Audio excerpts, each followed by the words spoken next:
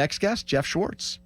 Geoff, you're an Oregon Duck, so don't be too biased here when you break down Jackson Powers Johnson. We don't want you to just give us all the good things and glass half full take on the center. We want the full depth scouting report from you on arguably the number one center in this draft class. So what do you got for us on him?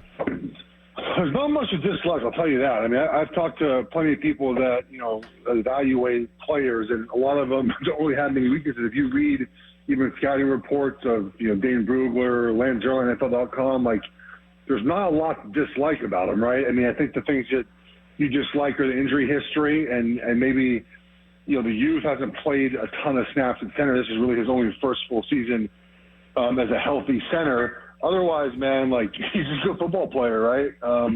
If he played tackle, I think you look at him and say, yeah, surefire top 10 pick with the tape, but he's a center, and those players just aren't as valuable to NFL teams, and they're just not going to go as high as offensive tackle. So he's very strong.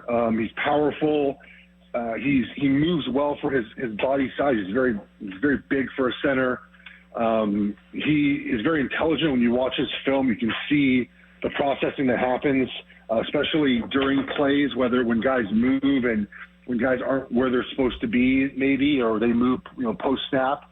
He's very good at sort of knowing schemes like that. And then the one, I'd say another negative maybe is that he just has a play or two a game where he kind of just spazzes out, and he just he misses his linebacker, or he has a weird footwork thing. It's kind of funny to watch. But other than that, man, he's just a really solid center prospect. He's young. He hasn't played a ton of football. His first year at Oregon, guys, he was an offensive lineman, obviously. He's a true freshman. He played a couple games. Then he started the bowl game at nose tackle. Yeah. Because we were down a bunch of guys for the bowl game. I think it was the Alamo Bowl against Oklahoma, and he was a guy who was recruited to do both. I think Utah told him they wanted him to play defensive line, so he didn't go there.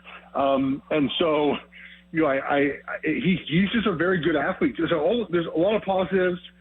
I don't see a lot of negatives other than obviously, for positional value. If you're sitting there at 20 and, Mims is still there and you're like, I don't know, should we take a tackle or center? You might lean toward a tackle because of positional value.